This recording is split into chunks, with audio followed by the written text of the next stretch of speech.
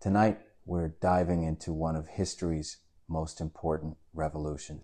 Not with guns or declarations of independence, but with thread, literal thread, twisted plant fibers that someone somewhere in the mountains decided to turn into something useful. For the next hour or so, we're going to watch very, very slowly as the Inca people turned string into empire, patience into power, and mind-numbing repetition into one of the most sophisticated civilizations the Americas ever knew. If you're enjoying these stories, I'd really appreciate a quick like or even a subscribe. It helps more than you know. I'm always curious where you all are listening from. So drop a comment with your location and what time it is there. Love seeing our little global community connect through these stories. Now, dim the lights. Maybe turn on a fan for that soft background hum. And let's ease into tonight's journey together. A journey that moves at exactly the pace the Inca intended, which is to say, not very fast at all. We're going to explore the evolution of Inca textile looms, and I promise you, nothing about this story involves speed. No dramatic battles, no sudden revelations. Just the slow, methodical process of people figuring out over thousands of years how to turn fuzzy plant material into cloth, and then how to turn that cloth into currency, into status, into religion, into the very foundation of a civilization that would eventually stretch from modern-day Colombia to Chile. The Inca built the largest empire in pre-Columbian America. They did it without writing, without the wheel, and somehow without anyone getting particularly excited about it, because the Inca secret weapon wasn't exciting. It was methodical, repetitive, and hypnotically boring in the best possible way. It was weaving thread by thread, day by day, generation by generation, while other civilizations rose and fell in dramatic fashion. The Inca just kept weaving. But before we get to the Inca themselves, we need to go back, way back, to a time before empires, before cities, before anyone had figured out that you could organize thousands of people into doing anything coordinated at all. Congratulations. You've just woken up in the Andes Mountains, around 3000 BCE. The altitude hits you first. Thin air that makes your lungs work harder for every breath. The cold comes next. That penetrating mountain cold that seeps into your bones even when the sun is shining. And then the smell, llamas and alpacas grazing on the hillsides. Their distinctive musky scent carried on wind that never seems to stop blowing. You're standing on a mountainside so steep that flat ground is a theoretical concept. Everything is either uphill or downhill. And your modern legs, used to sidewalks and level floors, are already protesting. The landscape stretches out in shades of brown and green and gray, punctuated by snow-capped peaks that seem close enough to touch but are actually days of walking away. You reach instinctively for your phone to check the time, to orient yourself, to do that thing we all do when we're uncomfortable and want a familiar anchor. It's not there. Obviously, it's not there. But the absence feels wrong, disorienting. There is no time here. Not because clocks haven't been invented. That's obvious enough. But because time moves differently when every single thing you own, every object you use, every piece of clothing on your body must be made by hand. By your hand, or by the hands of someone you know, someone you can see working, day after day after day. A woman sits nearby, maybe 30 feet down the slope, and a spot where the hillside flattens just enough to make sitting possible. She's older, though age is hard to judge when everyone's skin is weathered by sun and wind and altitude. Her hands move in a rhythm that seems almost meditative, twisting fibers between her fingers, pulling, twisting again. She's been doing this for hours. She'll do it for several more hours tomorrow. She'll do it again. And the day after that, this isn't unusual. This is just life. You're in the Andes around 3000 BCE. Agriculture is relatively new, still being figured out through trial and error that costs lives when the errors are bad enough. Cities are centuries away from existing, writing, not even a concept yet. The wheel, never going to happen here. Not because people aren't smart enough, but because wheels are useless on mountains this steep, and yet someone, probably a woman whose name we'll never know, whose face we'll never see, whose thoughts we'll never hear, is sitting on this mountainside staring at plant fibers and thinking, what if I twisted these together? What if I made them stronger? What if I made them into something? This is where it starts, not with a dramatic discovery or a sudden innovation, but with someone being cold and deciding to do something about it. Very, very slowly. Before looms, before tools, before any kind of technology at all, there was only patience. Not the modern kind of patience, that annoying feeling you get waiting for your coffee order or for a website to load, but ancient patience, the kind that understood, bone deep, that making a single piece of cloth might take months, and that wasn't a problem to be solved.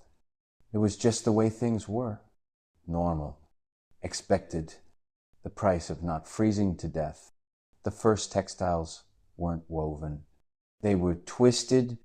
Imagine taking dried grass or the inner fibers of certain plants or wool pulled from a llama that probably didn't appreciate the process and just twisting it between your fingers over and over for hours, for days, until eventually, slowly, you have something that resembles string.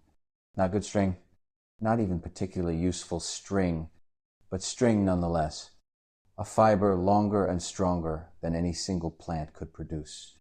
Then you take this string, this laboriously created string that represents hours of finger-twisting tedium, and you start connecting pieces of it over, under,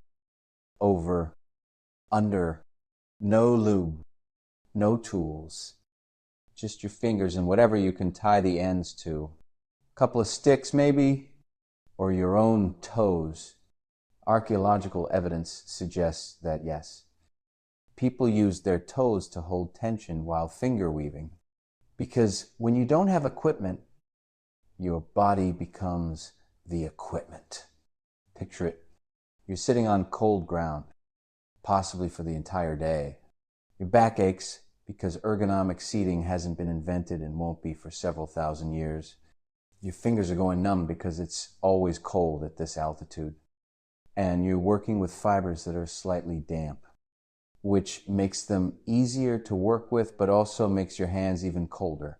You're weaving over, under, pull tight, over, under, pull tight. A rhythm so simple that a child could learn it, but so repetitive that it requires a kind of mental endurance that most modern people simply don't possess anymore. This isn't craft. Not yet. This isn't art or self-expression or creative fulfillment. This is survival with extra steps. Very, very extra steps. Because if you don't make this cloth, you don't have clothes. And if you don't have clothes, the next time winter comes, and winter always comes in the mountains, you might not survive it. Motivation doesn't get more fundamental than that. Imagine sitting on a cold mountainside, wind biting your face, fingers going numb, and you're weaving, not because you want to, not because it's fulfilling or meditative or any of those words we use now to make tedious activities sound meaningful, because if you don't, you'll freeze to death next winter, you or your children or your parents. Someone you love will suffer because you didn't spend enough hours doing this mind-numbing, finger-numbing, soul-numbing, repetitive motion. In our world, we complain when Netflix buffers for 3 seconds. We get impatient when our food delivery takes 40 minutes instead of 30. We feel that little spike of annoyance when we have to wait in line at the coffee shop. These people spent 6 months making a shirt, 6 months, and then they wore it until it literally disintegrated, fell apart, thread by thread, because starting over meant another 6 months of this, another 6 months of frozen fingers and aching backs, and the same motion repeated until your mind goes somewhere else entirely just to cope with the monotony. But somewhere in this tedium, something happened. Someone, and again, we'll never know who, noticed something. If you twist plant fibers while pulling them, really pulling them with consistent tension, they don't just hold together. They become something new, something stronger than the individual fibers had any right to be. The twist locks the fibers against each other, and suddenly you have thread, actual thread. Still not great thread, but thread that can support weight, that can be worked with, that can be turned into something useful. This discovery probably took generations, because unlike modern innovation, where someone has a eureka moment and rushes to patent their invention, ancient innovation was more like this. My grandmother showed my mother how to twist fibers slightly differently than her grandmother had shown her. My mother showed me that technique, and I noticed that if I pull a little harder while twisting, the thread comes out a bit stronger. Maybe I show my daughter that variation. Maybe she figures out that certain plants work better than others. Maybe her daughter discovers that if you wet the fibers first, they twist more easily. And maybe 3 generations later, we have something that actually resembles decent thread. No single inventor, no patent, no name recorded in history, just the slow collective accumulation of tiny improvements, each one barely noticeable, each one passed down through demonstration and practice and the muscle memory of hands that have done this motion 10,000 times. And then came the drop spindle. Now, calling this a major technological breakthrough might seem like an exaggeration. It's literally a stick with a weight on the bottom. That's it. That's the entire invention. A stick with a rock or a clay disc attached to one end. But this simple tool, this piece of Stone Age technology that a child could make in an afternoon, changed everything. Because now, instead of twisting fibers by hand, you could use gravity to do most of the work. You hold fibers in one hand. Give the spindle a twist with the other and let it drop. The weight at the bottom keeps it spinning. And as it spins, it twists the fibers into thread, continuously, consistently, without your fingers cramping up after an hour. It's still slow. It still takes forever, but it's less forever than before, which in the ancient world counted as revolutionary. This was cutting-edge technology, a stick with a rock on it that spins, and yet it legitimately changed everything, because now, instead of finger twisting for 6 months to make enough thread for a shirt, you could drop spindle for only 4 months. Progress, real, measurable progress. The kind where fewer of your children freeze to death, which is about as meaningful as progress gets. The women, and yes, it was almost always women doing this work. could now spin thread while walking, while watching children, while sitting around fires in the evening. The spindle could hang from the thread, spinning slowly while their hands did other things, multitasking, ancient style, not because they wanted to be productive in multiple areas simultaneously, but because there was simply too much work to do and not enough hours in the day to do it all sequentially. You watch this woman on the hillside, her drop spindle twirling lazily as she feeds fibers into the growing thread. She's not thinking about technological innovation or the evolution of textile production. She's probably thinking about whether there will be enough food to get through winter, or whether her daughter's cough is getting worse, or whether the llamas will produce enough wool this year. The profound and the mundane, mixed together in a mind that's half focused on the automatic motion of spinning and half focused on the thousands of other concerns that make up a life. And this is important to understand. This moment, this woman, this drop spindle lazily spinning on a mountainside, this is the foundation of an empire, not conquest, not warfare, not some brilliant leader with grand visions, just thread made slowly, patiently, by hands that understood that anything worth having takes time, lots and lots of time, because you're watching the birth of an empire, but it doesn't look like conquest or glory.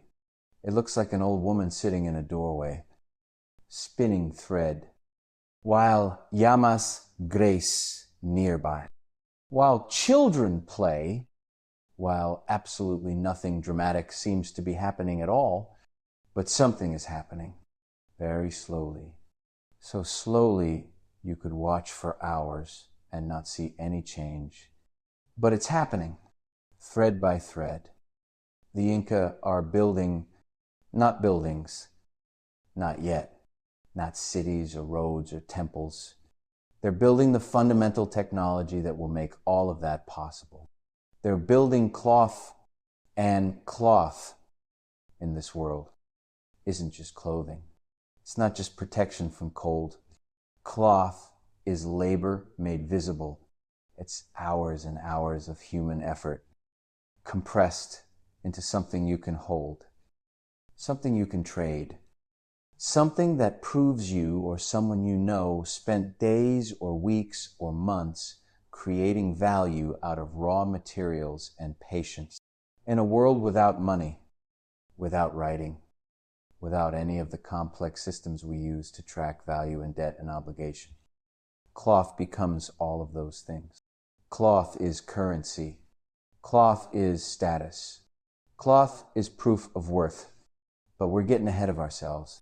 Right now, in 3000 BCE, cloth is still mostly just protection from the cold. The complicated stuff comes later, much later, because everything in the story comes later. Slowly, building on what came before, generation after generation of tiny improvements that add up to something remarkable as the sun sets over the Andes, painting the snow-capped peaks in shades of orange and pink that would look fake if you saw them in a painting. You watched the woman carefully wrap her day's work, maybe 20 feet of thread, an entire day of work, and she has 20 feet of thread to show for it. Tomorrow she'll make another 20 feet. And the day after that, and eventually, weeks from now, she'll have enough thread to start making cloth. Actual cloth, which will take even longer. Your modern mind rebels against this pace. Surely there's a faster way. Surely someone could innovate, could improve the process, could speed things up. But speed isn't the goal here. Speed has never been the goal. The goal is to not die. The goal is to have clothes when winter comes. The goal is to take care of your family with the resources and knowledge available to you. And those resources are plants, animals, your own two hands. And time. Lots and lots of time. And perhaps that's the first lesson of INCA textiles. The foundation that everything else will build on. The people who master slowness, who can maintain focus and quality and consistency over not just hours or days, but months and years and generations. Those people will outlast everyone else. Those people will build something that endures.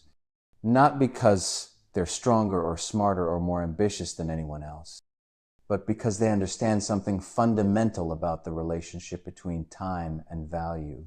The Inca, or rather the people who would eventually become the Inca, because we're still thousands of years away from anything resembling an empire.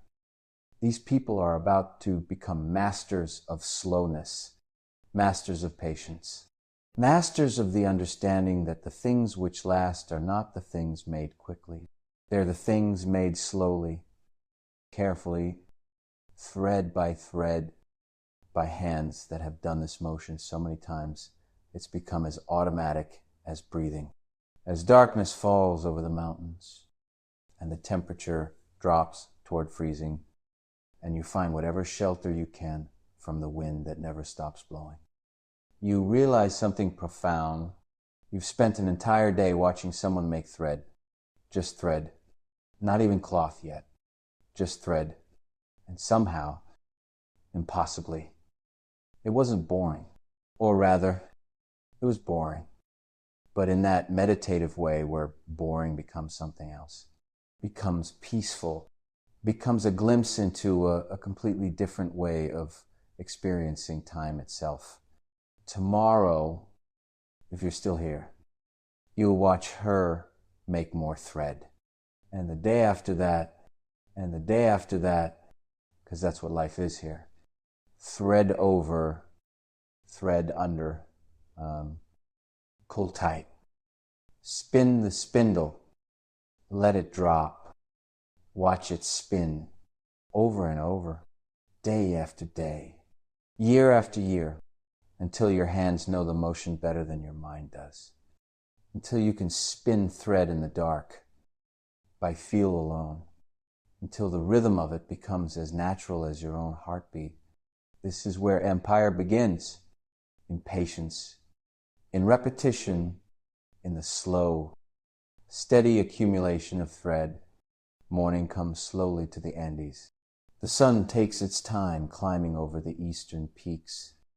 And even when it arrives, the cold remains. You spent the night in a stone shelter, huddled near a fire that someone tended through the dark hours. Because fires here aren't luxuries. They're the difference between waking up and not waking up at all. Your body aches in places you didn't know could ache. Sleeping on stone does that. The people around you seem unbothered, going about their morning routines with the casual efficiency of those who've never known anything else. We're moving forward now, not quickly, because nothing about this story happens quickly, but forward nonetheless. Around 2000 BCE, somewhere in these mountains, someone invented the loom, and the world barely noticed. I mean that literally. The invention of the loom didn't make news, didn't spread rapidly, didn't cause any dramatic shift that archaeologists can point to and say, here, this is when everything changed. Because the loom didn't make weaving faster. It made it possible to make more complex patterns while still taking absolutely forever. This is the backstrap loom, and it's both simpler and more complicated than you might imagine. Picture this, 2 sticks, just 2 sticks. One stick gets tied to a tree, or a post, or anything solid and immovable. The other stick gets tied to a strap that goes around your back, around your waist. Thread stretches between the 2 sticks. That's it. That's the entire loom, 2 sticks and string. But here's the beautiful, terrible part. Your body becomes part of the machine. You are the loom. The loom is you. Lean forward. The tension loosens. Lean back, the tension tightens. Want to adjust how tight the weave is. Shift your body weight. Want to work on a different section. Move your entire torso. You're not using a tool. You're merging with a tool. It's part machine, part meditation, part slow torture that will leave your back aching for days, but will eventually produce cloth. This is the INCA version of standing desks. You know those modern standing desks that office workers use? Convinced that standing while working is somehow better for you than sitting. The backstrap loom is that, but ancient. Now you can have back pain while making cloth. Instead of just having numb fingers. Progress, genuine, measurable progress. The kind that makes life harder in some ways and more productive in others. And you're not entirely sure if the trade-off is worth it. But there's no going back now, because everyone else is using the new technology. And if you don't adopt it too, you'll fall behind. Let's talk about what it actually takes to use a backstrap loom. Because the details matter here. The slowness matters. The methodical nature of every single step matters. This isn't something you can rush. This isn't something where cutting corners saves time.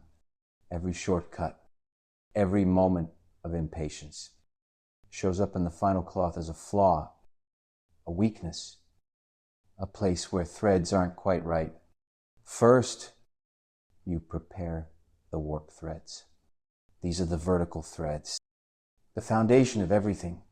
You need to measure them, not with a ruler, because those don't exist in any useful form. You measure with your arms, stretch them wide, fingertip to fingertip. That's 1 unit of measurement. You'll do this roughly 200 times for a piece of cloth large enough to be useful.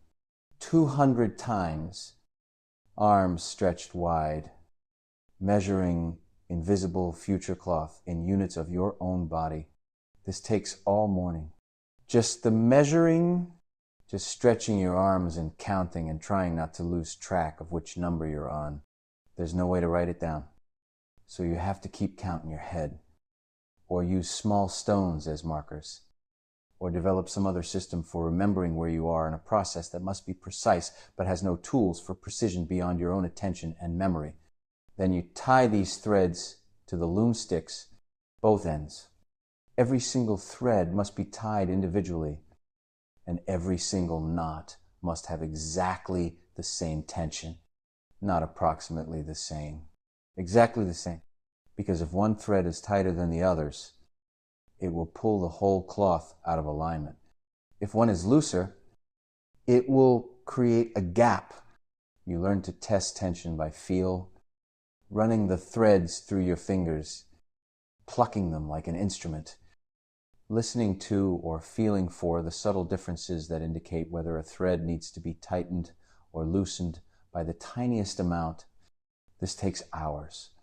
Tying 200 knots takes maybe an hour if you're fast. Tying 200 knots that are all exactly the same tension takes 5 or 6 hours, even for someone who's been doing this their entire life. Your fingers cramp. Your eyes strain from focusing on the same repetitive motion. Your mind wanders and you have to pull it back, because one moment of inattention means you might tie a knot wrong and not notice until hours later, when the whole thing has to be undone and redone. Now, you attach one stick to a tree. This sounds simple. It takes an hour because the stick must be at exactly the right height. Not sort of right. Exactly right. Too high and you'll be stretching uncomfortably all day. Too low and you'll be hunched over. Destroying your back just right. And you can work for hours in something approximating comfort, though comfort is a relative term when you're tied to a loom. The tension must be perfect. Too tight and threads will snap as you work. Too loose and the cloth will come out wavy and irregular. Just right. And you've spent 60 minutes tying a stick to a tree with the precision of someone defusing a bomb. Because in a way, You are a bomb of wasted time. If you get this wrong, everything that comes after will be wrong. And you won't know it until you've invested days of work into cloth that comes out unusable. Then you tie the other stick to a strap that goes around your waist. This also requires perfect tension, but it's adjustable, which is both a blessing and a curse. A blessing because you can fine-tune as you work. A curse because you'll need to constantly fine-tune as you work, making tiny adjustments with your body position, leaning forward or back by inches, feeling for that perfect tension that makes the threads sing silently as you pass the weft through them. And now, finally, after an entire day of preparation, after all these hours of measuring and tying and adjusting, you can begin the actual weaving, the exciting part. Thread goes over, thread goes under. You pull a stick called a beater, a heddle rod, through to create a shed, a space where the weft thread can pass through. You pass the weft thread through this space. You beat it down tight against the previous row with another stick, packing the threads together so there are no gaps. You switch the shed, opening a different space in the warp threads. You pass the weft through again. You beat it down again. Repeat again and again and again. You will do this motion approximately 40,000 times to make one small piece of cloth. The INCA didn't count. They didn't need to count. They just kept going. Thread over, thread under, beat, thread over, thread under, beat, until their eyes glazed over and time became meaningless, until the motion was so automatic that they could do it while thinking about other things, while having conversations, while their minds went somewhere else entirely, just to cope with the mind-numbing repetition of the task. This is the original mindfulness meditation. Except instead of achieving enlightenment, you achieve really, really good rectangles. Cloth rectangles. Useful rectangles that keep people from freezing, but rectangles nonetheless. And you achieve them so slowly that modern people watching this process would give up after 10 minutes and just buy something made in a factory by machines that can do in seconds what takes you hours. But here's the thing. There are no factories. There are no machines. There are no shortcuts. There's only this. Thread over, thread under. Beat, thread over, thread under. Beat day after day after day until you have cloth, and then you start again. Because everyone needs cloth. Your family needs it. Your community needs it. Eventually, when the Inca Empire rises, the empire itself will need it, will demand it, will measure your worth as a citizen by how much cloth you can produce. You're sitting now, or rather you're kneeling, with the backstrap loom stretching out in front of you, the strap tight around your waist.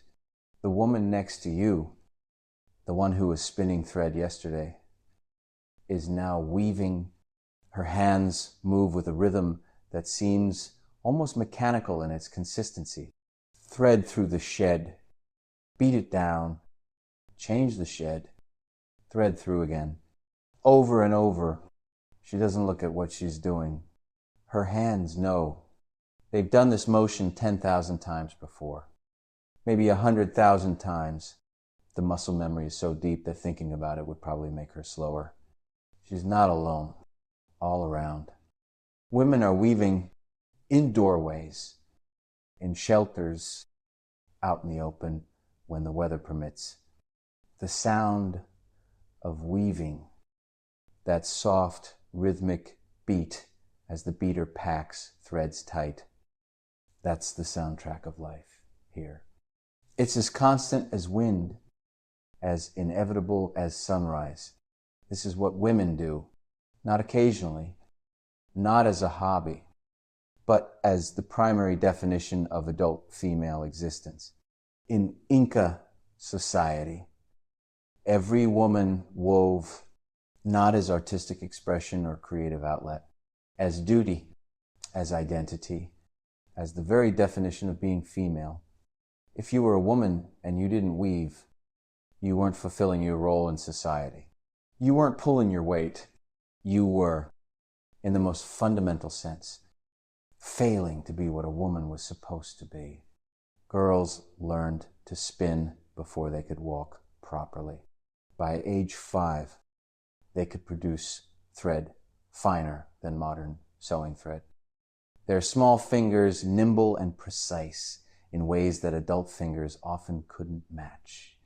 By age 10, they could weave complex patterns while having conversations, watching younger children, and probably solving mathematical equations in their heads. Because the Inca were sophisticated with numbers, even if they never developed writing, the weaving itself became social time. Women worked together, not in silence, but in conversation. Gossip, news, songs, stories, all flowing as constantly as the thread through their fingers. The work was so automatic that it didn't require conscious thought. Your hands could weave while your mind did other things. Planned meals, worried about children, remembered loved ones who had died, dreamed about futures that might never come. The repetitive motion of weaving created a space where the mind could wander, protected by the simple physical rhythm of the work. But it wasn't just personal production. The Inca Empire demanded tribute in cloth, not gold, not food, not animals, cloth. Because cloth was currency. Cloth was labor made visible. Cloth was proof that you were a productive member of society, that you contributed to the empire's wealth and power. Every household had to produce a certain amount of cloth every year as tax, not sell it and pay money. Produce it directly. Hand it over to imperial administrators who would distribute it to the army, to state workers, to anyone the empire needed to pay or reward or clothe. Imagine if the IRS required you to submit 20 hand-woven tapestries per year, not the money to buy tapestries. The actual tapestries, made by your hands, proof of your labor. That was normal life in the Inca Empire. That was just what citizens did. They wove for themselves, and they wove for the state. And there was no question about whether this was fair or reasonable. It simply was. And here's where it gets even more interesting. If you can call something this slow and methodical interesting, the type of cloth you wore, the patterns in it, the quality of the fiber, all of this communicated information. It was a language without words, a complex system of visual communication that everyone understood instantly. Commoners wore plain alpaca wool, decent quality, warm enough, but unadorned. No fancy patterns, no special dyes, just the natural brown or white or gray of alpaca fiber woven into serviceable cloth. You could look at someone wearing this and know immediately that they were ordinary people. Farmers or herders or craft workers, respectable, but not important. Nobles wore fine llama wool with patterns woven in. The patterns themselves conveyed information. Which region you were from, which clan you belonged to, what your specific role in the nobility was. A trained eye could look at someone's tunic and know their entire social position, where they came from, who their family was, what responsibilities they held.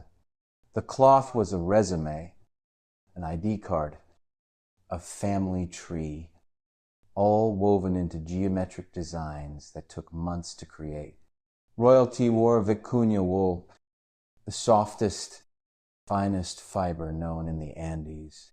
Vicuñas are wild relatives of llamas, smaller and more delicate, and their fiber is so fine that it makes cashmere feel coarse by comparison.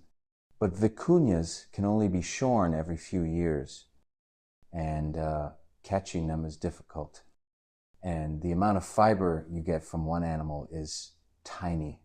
A single royal tunic might require the wool from dozens of vicuñas, representing not just months of weaving, but months of hunting, catching, carefully shearing without harming the animals, and processing fiber so delicate that it takes extraordinary skill to work with it all.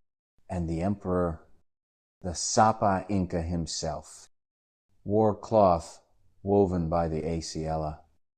The chosen women, these were girls selected at age 10 or so, taken from their families and placed in special houses where they did nothing but weave for the rest of their lives.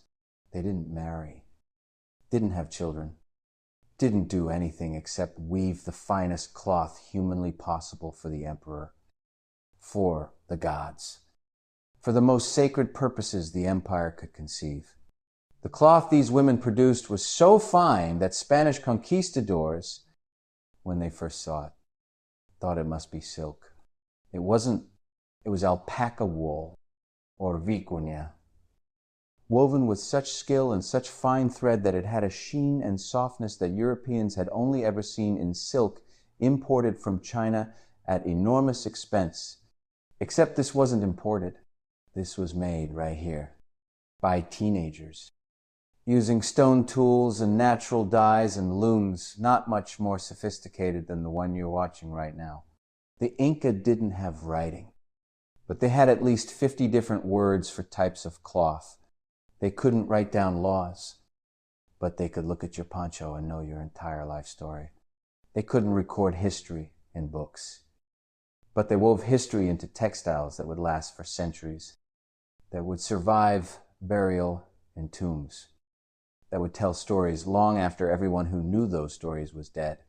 You watch the weaving continue through the afternoon. Thread over, thread under, beat. Thread over, thread under, beat. The rhythm is hypnotic. You find yourself counting along unconsciously. 1, 2, 3, 4. How many beats, how many threads, doesn't matter. The number is too large to be meaningful.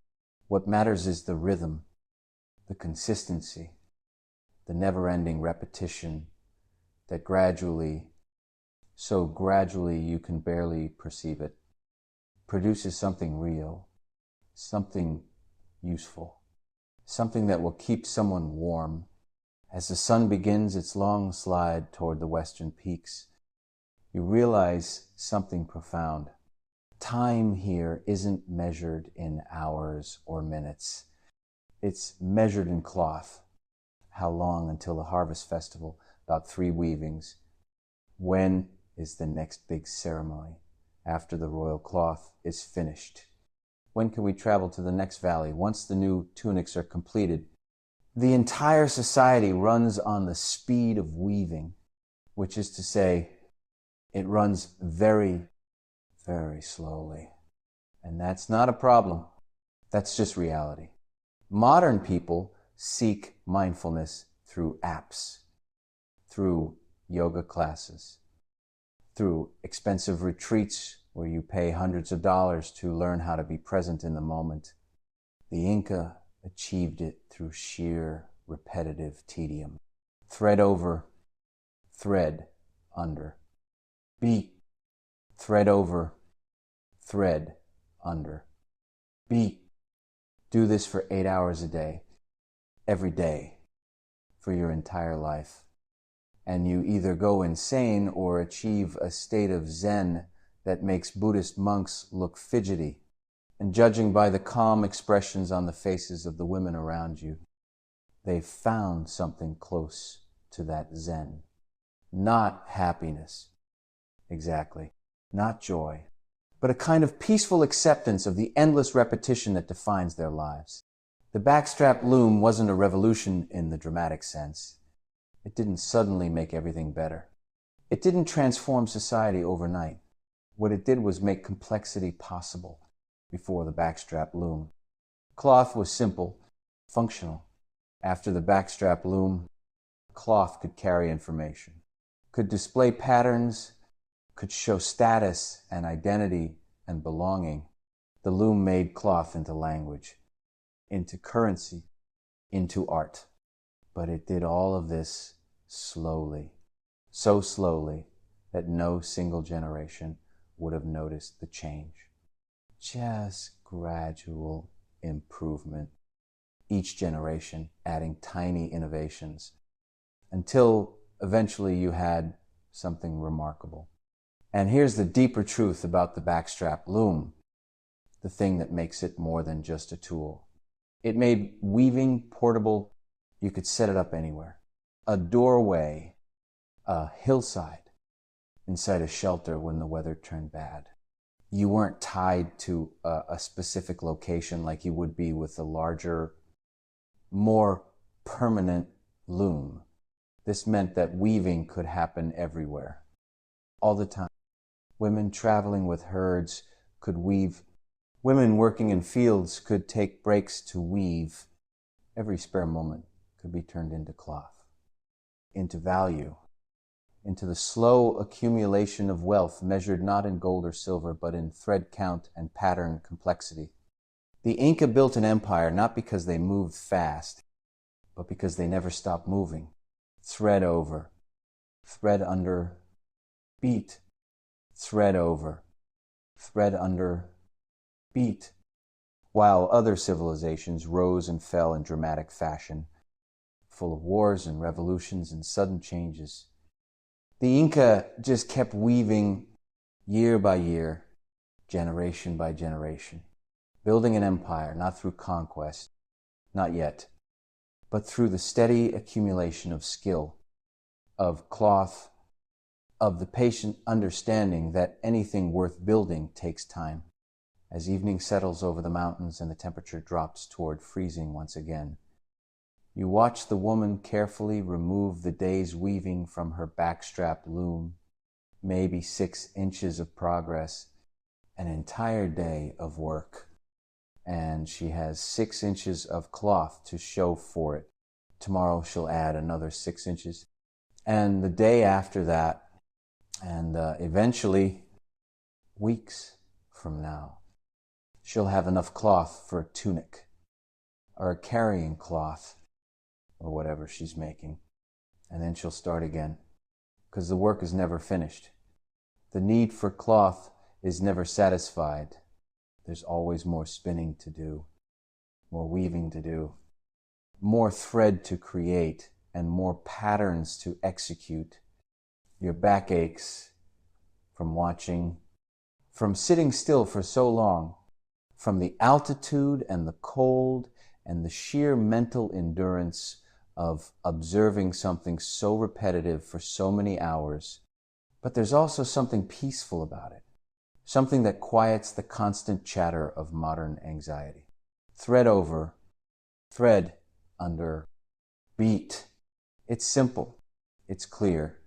It produces visible results, even if those results come slowly. There's no ambiguity, no uncertainty, just the work and the patience to keep doing it. And as you drift toward sleep, the sound of night wind whistling through the mountains, you understand something fundamental about the Inca that you didn't understand before. They didn't build their empire through brilliance or sudden innovation or dramatic leaps forward. They built it through patience, through the willingness to do the same motion 40,000 times if that's what it took to make something good, through the deep understanding that time, massive amounts of time, properly applied to consistent effort could create anything, even an empire. The morning air carries a different quality today. Perhaps it's just your imagination. But there seems to be a sense of anticipation in the settlement. People move with purpose, though not with haste. Haste is never part of life here. But purpose, yes. Something important is about to happen, or is already happening. Somewhere in the compound of buildings that has grown more substantial since you first arrived. Stone walls now, not just shelters. Storage buildings, spaces dedicated to specific purposes. This isn't just a village anymore. It's becoming something more organized, something more permanent. We're moving forward in time again to around 1000 CE, when the Inca made a crucial decision about their relationship with cloth.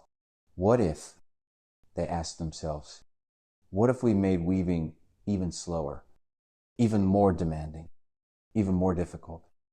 But in exchange, we produced cloth so perfect it could honor the gods. What if we created textiles so fine, so flawless, so impossibly beautiful that they transcended utility and became offerings worthy of the divine? This question led to the vertical loom and to a transformation of weaving from craft into something approaching religion. The vertical loom stands upright like a frame, like a doorway to nowhere.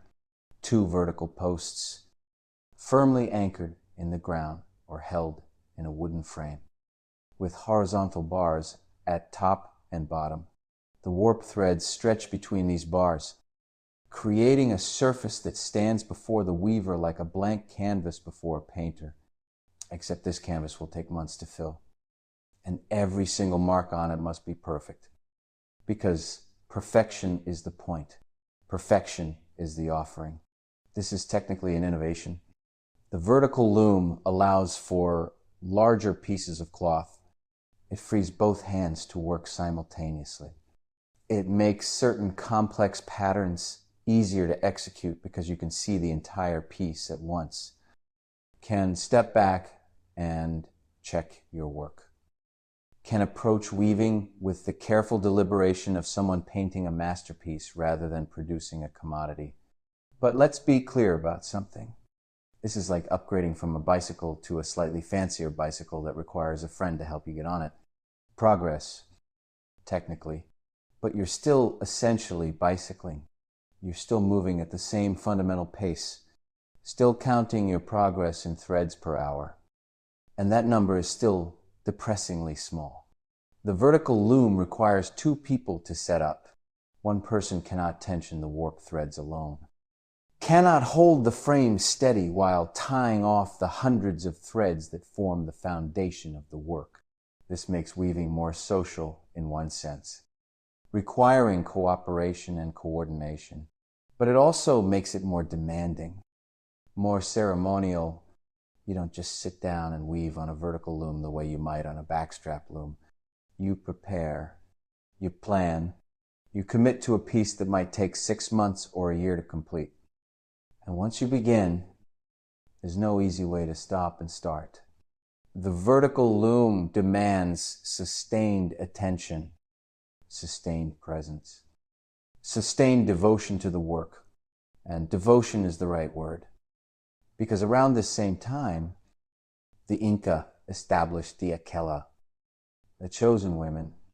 This requires us to talk about something complex, something that doesn't fit neatly into modern categories of good or bad, oppression or honor.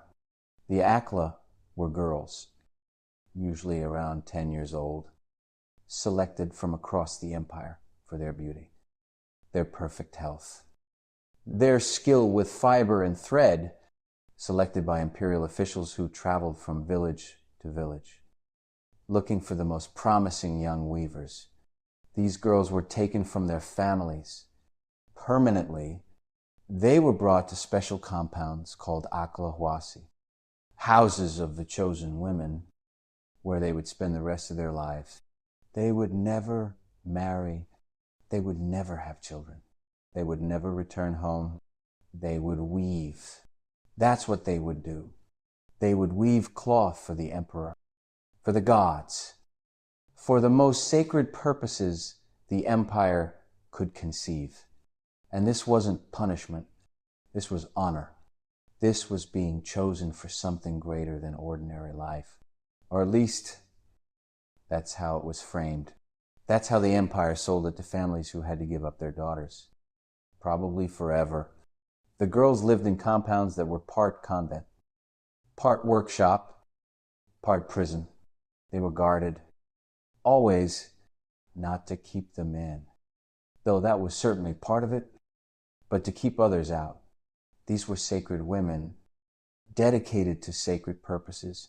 Their virginity was essential, not in some abstract moral sense, but because the cloth they wove was an offering, and offerings had to be pure. The weavers had to be pure. Everything about the process had to be unblemished, perfect, suitable for presentation to gods and emperors who would accept nothing less than perfection.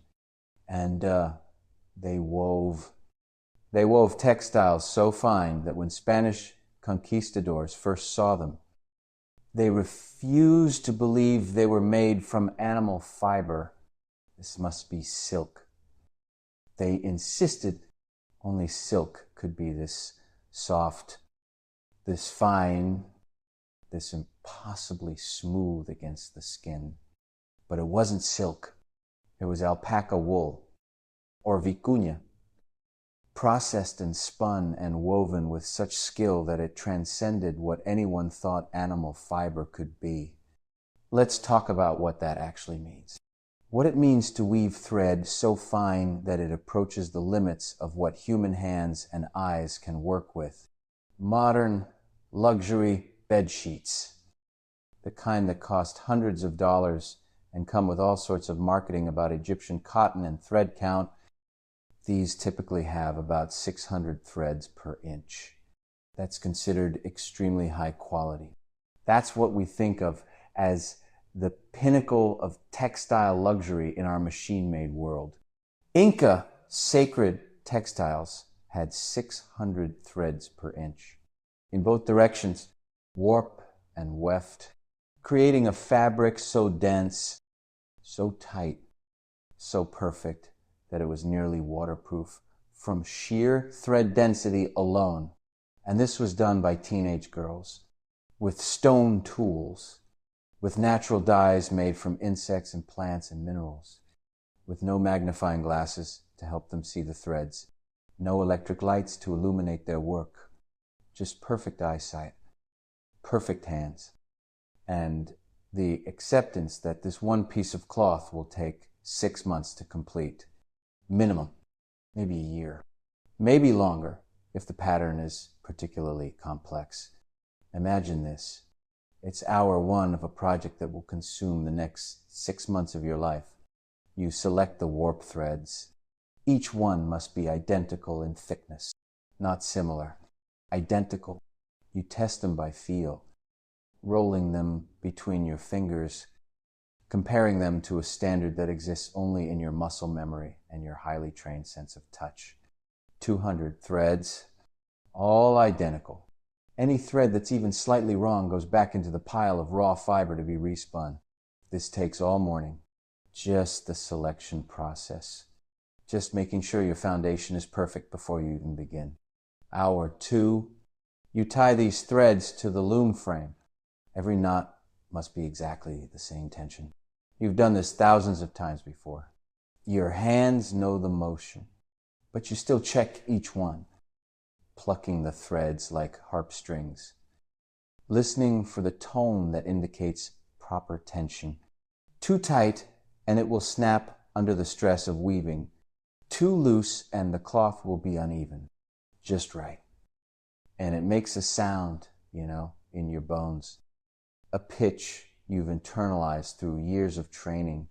Hour three, you begin the actual weaving. The first row takes 45 minutes.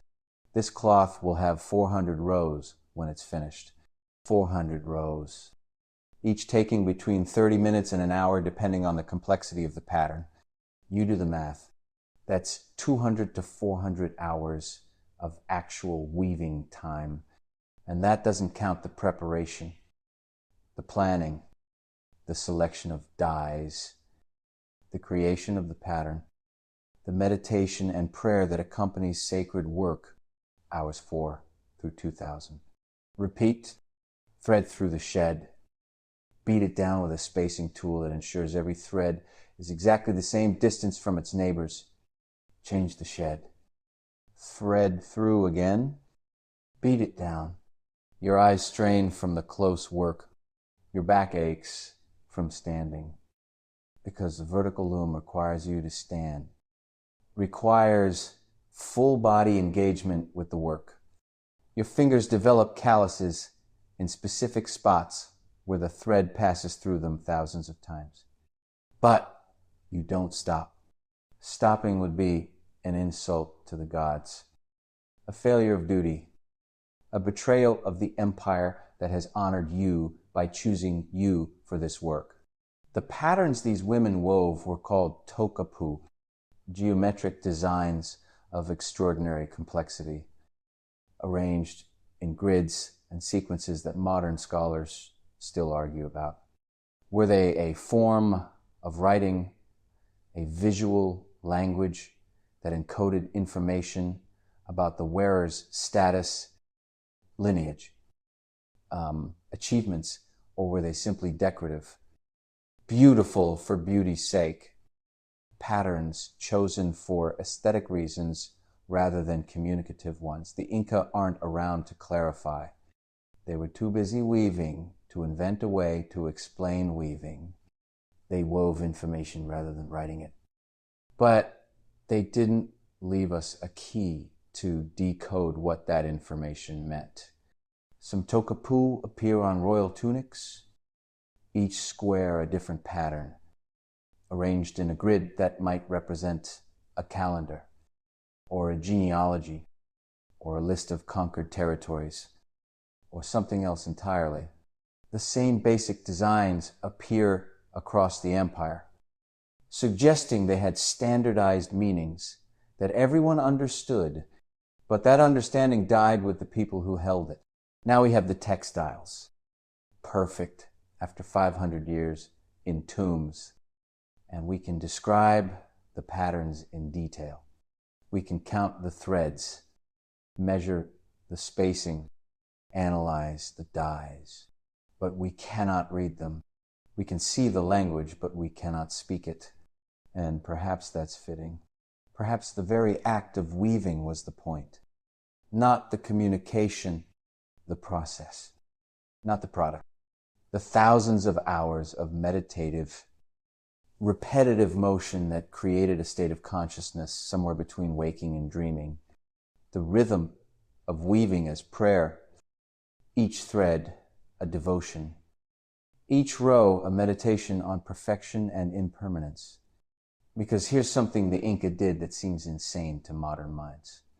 They took their finest cloth, the pieces that took years to make, the textiles that represented the absolute pinnacle of human skill and patience and artistic achievement, and they burned them on purpose.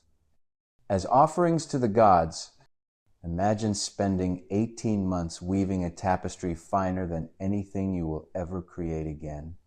Imagine the eye strain, the back pain, the thousands of hours of repetitive motion, the complete absorption in work that demands your full attention every single moment. Imagine finally finishing this piece, stepping back, seeing it complete for the first time. The pattern's perfect, the colors glowing, the texture so fine that light seems to pass through it rather than reflect off it. And then imagine watching a priest light it on fire while chanting blessings to the sun god. This wasn't waste. This was devotion.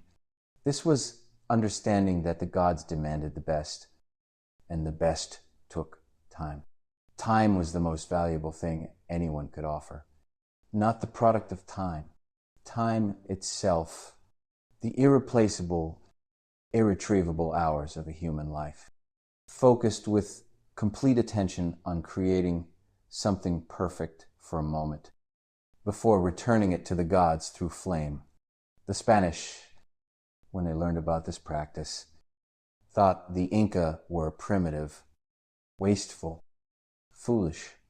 All that work destroyed, all that value gone up in smoke.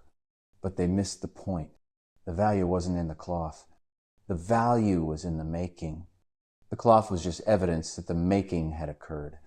Burning it was proof that the offering was genuine, that you weren't holding back, that you were giving everything, even the irreplaceable. This philosophy extended to other forms of sacrifice as well. We need to talk about the capasocha ceremonies because they're part of the textile story, even though they're difficult to discuss.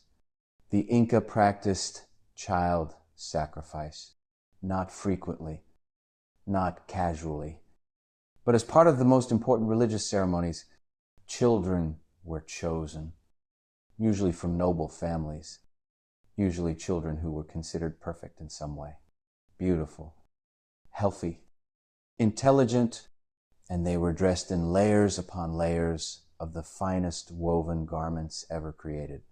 Sometimes a dozen separate garments, tunics, mantles, belts, bags, all woven with the finest thread, the most complex patterns, the most vibrant dyes, each garment taking months to make.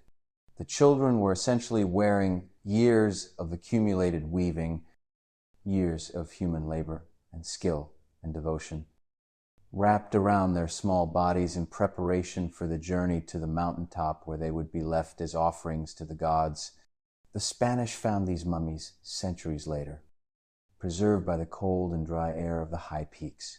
The children were gone, had been dead for 500 years, but the textiles looked new, perfect, unchanged. The weaving had achieved a kind of immortality that the children themselves had not, and perhaps that was the point, not the child's life. Tragic as that loss was, but the cumulative hours of weaving that adorned them, thousands of human hours, thread by thread, transformed into something that would last long after everyone involved, weaver and child and priest, had returned to dust. Modern fast fashion produces a shirt in 3 minutes. Machines cut fabric. Machines sew seams. Machines add buttons and tags and fold the finished product into plastic bags. The shirt costs $5. It's worn twice, maybe 3 times, and then discarded when it goes out of style or shrinks in the wash, or simply because the wearer is bored with it. 3 minutes to make. 3 wears. Then landfill. Inca sacred textiles took 3 months to make. Minimum, they were worn once, maybe never worn at all. They were burned, offered to gods, buried with the dead. Different priorities, different understanding of what cloth means, what time means, what value itself means. In a world where everything must be made by hand, where every object represents hours or days or months of human labor, you don't develop a casual relationship with possessions. You don't throw things away. You use them until they disintegrate. And even then, you might repurpose the fragments for something else. Waste isn't just economically foolish. It's spiritually wrong. It's an insult to the time that was invested in creation. The women working at the vertical looms understood this in their bones. Every thread they placed was permanent. There was no undo button, no way to easily remove work that didn't meet their standards. If you made a mistake, you had 2 choices. Live with it. Incorporate it into the design somehow, or cut out entire sections of work and start over. Hours of work gone. Days, possibly. The pressure to get it right the first time, every time, was immense. And yet they did it for years, for decades, for their entire adult lives. They stood at vertical looms, placing threads with a precision that modern machines would struggle to match, creating textiles that have survived 500 years in tombs and still look perfect. Standing at a vertical loom for 8 hours a day destroys your body. Your back aches from the posture required to work at the center of a large piece while still being able to see the edges for pattern consistency. Your legs tremble from standing still for so long. Your eyes water from the close focus required to place threads that are nearly invisible individually.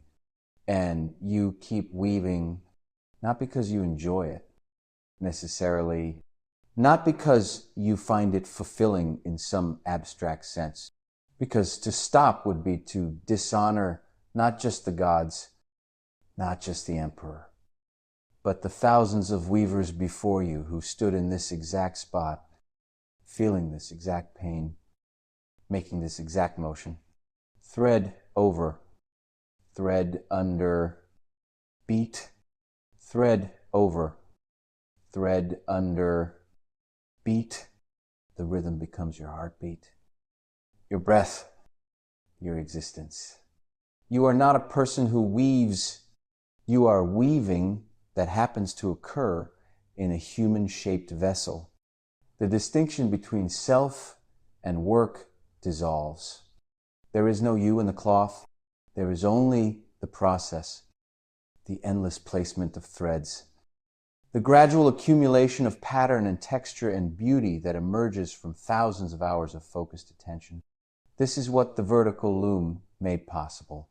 Not faster weaving, not easier weaving, but weaving as spiritual practice, weaving as meditation, weaving as a form of prayer that required no words, just the patient repetition of motion until the motion itself became sacred, until the cloth produced was not just clothing or decoration, but a physical manifestation of human devotion, human patience, human willingness to spend years creating something perfect for a moment before letting it go.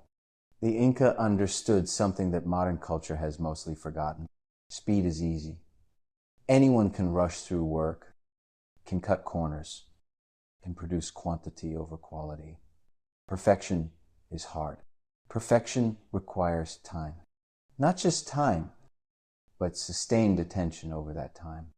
The discipline to maintain focus not for minutes or hours, but for months, for years, and perfection sustained by an entire society, generation after generation, passing down skills and standards and expectations becomes something more than craft. It becomes identity. It becomes the foundation of civilization itself. As evening descends and the weavers finally step away from their vertical looms, carefully covering the unfinished work to protect it from dust and moisture overnight, you realize how sore you are from simply watching. Your back hurts from standing. Your eyes are tired from focusing on the close work. And you've done nothing except observe. The women who've been working all day move with the stiff, careful motions of people whose bodies hurt but who have long since learned to work through pain. This is normal. This is what weaving means. This is the price of perfection. You watch one of the younger women, maybe 16 or 17, step back from her loom and examine the day's work, maybe 8 inches of progress, an entire day of standing, of placing threads with precision that would make a surgeon jealous. And she has 8 inches to show for it. She doesn't look frustrated or disappointed. She looks satisfied. The work is good. The pattern is emerging correctly. In another 4 months, this piece will be finished. And then she'll start another piece. And then another for the rest of her life. She will stand at this loom or one like it, creating perfection slowly, patiently, thread by thread, and as you drift toward sleep, exhausted by the altitude and the mental endurance required to watch something so methodical for so long, you understand something fundamental about the Inca that changes how you see everything that came before and everything that will come after. They didn't weave quickly. They wove forever. And in that endless repetition, in that absolute commitment to craft, even when craft meant sacrificing years of life to create something that would be destroyed or buried or worn until it dissolved, they found meaning. They found identity. They found a way to make the temporary sacred by refusing to let it be casual, by insisting that everything made by human hands deserved the full attention of the human mind, the full devotion of human time. The vertical loom didn't make weaving faster. It made weaving sacred, and in doing so, it transformed cloth from utility into offering, from commodity into art, from the work of hands into the devotion of souls. Thread over, thread under, beat, thread over, thread under, beat, forever. Until the work is done, until perfection is achieved, until the gods themselves acknowledge that, yes, this offering is worthy. This sacrifice of time is accepted. Something strange happens as you watch the weavers work this morning. A man enters the compound, not dressed in the elaborate garments of nobility, but in a simple tunic that somehow communicates importance through subtle details you're only beginning to understand. He carries with him a bundle of strings, just strings, hanging from a main cord, knotted in various places, in various ways. He sits down with one of the elder women, and they begin to examine these strings together, running their fingers over the knots, nodding, occasionally pointing to specific sections. They're reading, you realize with a start that they're reading not words, not writing as you understand it, but something, information encoded in knots and colors and the positions of strings. Now we need to talk about the quipu. It's not exactly a loom. It's not exactly weaving, but it's made of thread, requires the same meditative patience, the same attention to minute detail, the same understanding that information can be encoded in fiber if you're patient enough to do the encoding and disciplined enough to do the decoding. The quipu might be the closest thing the Inca had to writing. Might be, nobody really knows for certain, which is absolutely perfect for boring history. A mystery that will never be completely solved, told through the medium of knotted string. What is a quipu? At the most basic level, it's a record-keeping system. A main cord, usually about as thick as your little finger, with anywhere from a few to several hundred strings hanging from it. These strings, called pendant cords, are knotted in specific ways, at specific positions, in specific colors. The type of knot matters. The position along the string matters. The color of the string matters. How tightly the knot is tied matters. Everything matters. It's like if Excel spreadsheets were made of string, required a degree in anthropology to read, and also maybe contained poetry. We're not sure about the poetry part. Scholars fight about this. The Inca created a record-keeping system so complicated that even they needed specialists to read it. These specialists were called quipu kamayaks, which translates roughly as knot keepers or knot readers. Professional string examiners. Imagine your job being to stare at knotted cord and decode imperial tax records, census data, military supply inventories, and possibly historical narratives You thought your job was boring. These people made careers out of reading knots. And it was important work, essential work, the kind of work that kept an empire functioning across thousands of miles of difficult terrain with no written language. No paper, nothing but string and memory and the patient transmission of knowledge from one generation of knot readers to the next. We think, and this is still debated among scholars who have devoted their entire careers to understanding Quipus. We think that knots represented numbers.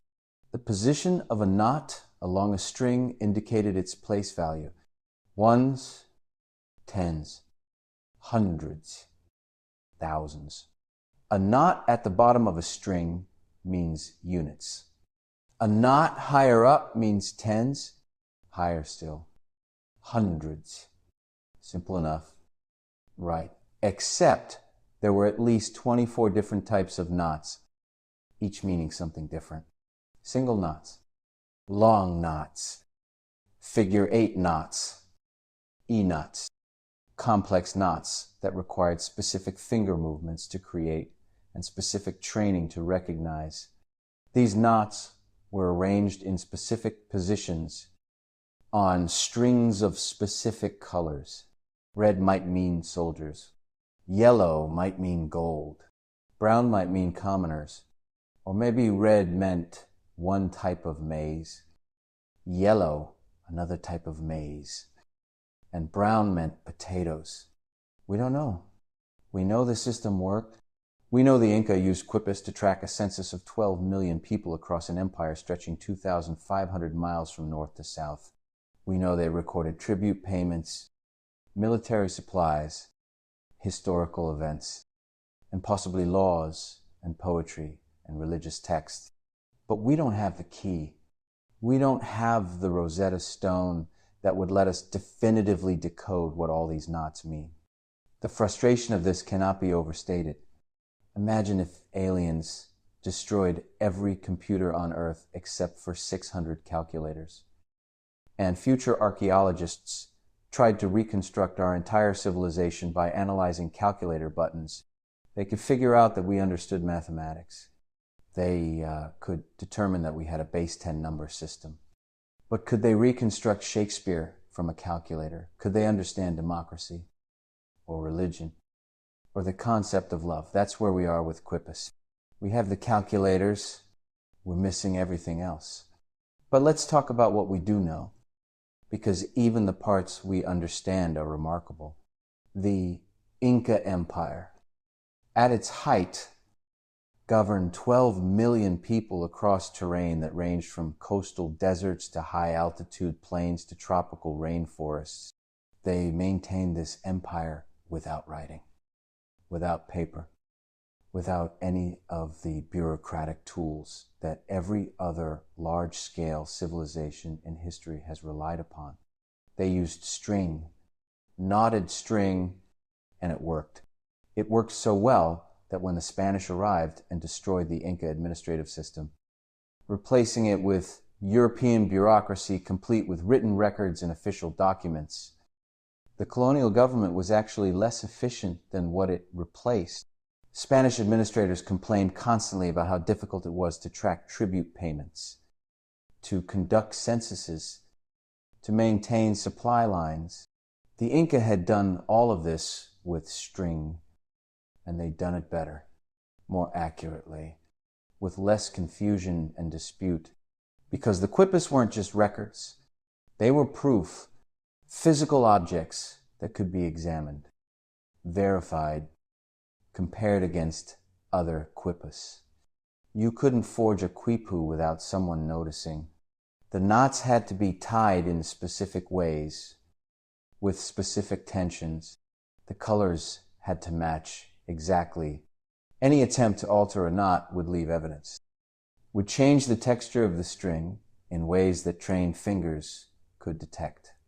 The Quipucamayaks, the knot readers, underwent years of training. They started young, usually children of existing Quipucamayaks, learning through repetition and correction how to tie knots correctly, how to read knots quickly, how to memorize the meanings of colors and positions and combinations. This wasn't writing that anyone could learn. This was specialized knowledge, carefully guarded, passed down through families who maintained their position in society by maintaining their monopoly on information management. And here's where it connects back to weaving, where the thread that runs through this entire story becomes visible. The people who wove were the people who read Quipus, not the same individuals necessarily. Weaving was primarily women's work, while quipu reading was primarily men's work. But the skill set was identical. The hand skills, the attention to detail, the tolerance for mind-numbing repetition, the comfort with the idea that a slight difference in tension or position or color changes everything. These were the same skills, just applied to different purposes. Girls learned to read patterns in cloth from the time they could focus their eyes. This design means noble family. This color combination means coastal region. This particular weave structure means ritual garment. They learned to encode information in textile form, to create cloth that communicated identity and status and origin to anyone who knew how to read it. Boys learned to read knots. This type of knot means 100 llamas. This color means maize. This position on the string means taxes paid in full. Same brain, different application. All string, all boring, all absolutely essential to making civilization function. The quipu makers, when they created these record-keeping devices, went through a process very similar to setting up a loom. First, you select the main cord. It must be strong, consistent in thickness, made from the finest thread you can produce. This cord is the foundation. Just like the warp threads in weaving, everything hangs from it. Literally, if it's weak or uneven, the entire quipu becomes unreliable. Then you create the pendant cords. These hang from the main cord, and there might be dozens of them, or hundreds. Depending on what you're recording, each cord must be exactly the right length. Too short, and you can't fit all the necessary knots. Too long, and the quipu becomes unwieldy. Difficult to read. You measure by body units, fingertip to elbow, full arm span. Whatever standardized measurement your particular quipu making tradition uses, the colors matter.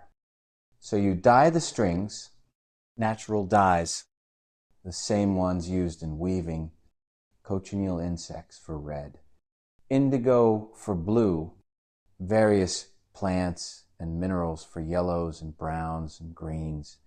Each color must be consistent within a quipu, must match the standard meaning for that color in your region, must be recognizable even in dim light or after years of storage. You dye many strings at once, keeping careful track of which dye bath they came from, because even slight variations in color can change meaning. Now comes the information encoding. You tie knots carefully at specific distances from the top of the pendant cord, using specific knot types with specific tensions. A number, let's say 347, might be encoded as a group of 3 knots in the hundreds position, 4 knots in the tens position, 7 knots in the ones position. Simple in concept, maddeningly complex in execution, because you must tie these knots identically every time. Must maintain perfect consistency. Must remember which position means which place value, which color means which category of goods or people or events. And you do this for hours, for days, creating a quipu that records a year's worth of tribute from a province or a census of a city, or the supplies needed for a military campaign. When you're finished, you have an object that weighs maybe a pound, contains hundreds or thousands of knots, and encodes information that would fill pages and pages if you tried to write it down. Except you don't write it down. You tie it up. You make information three-dimensional, tactile, something that can be read by touch in the dark if necessary. The beauty of this system, the thing that makes it elegant despite its complexity, is redundancy. Important information wasn't recorded on a single quipu. It was recorded on multiple quipos, held by different officials in different locations. If there was ever a dispute about tribute payments or census numbers, you could bring out the quipus and compare them. The knots don't lie. They can't be changed without leaving evidence. And if 3 different quipucamayaks in 3 different provinces all have quipus that agree on a number, that number becomes fact, becomes truth, becomes the official record that even the emperor cannot dispute. The quipucamayaks traveled with the Inca armies, maintaining records of supplies, casualties, prisoners. They accompanied tax collectors, recording tribute paid and owed. They worked in provincial capitals, maintaining censuses that tracked every person in their jurisdiction, and somewhere in Cusco, in the capital, there was an office, probably a very quiet office, a room where the empire's master, quipucamayaks, sat, comparing reports from across the realm, tying new quipus that synthesized information from hundreds of local quipus, maintaining the central records that let the emperor and his advisors know the state of the empire at any given moment. Inside this room, knots. Outside, war and conquest and the dramatic events that historians love to write about.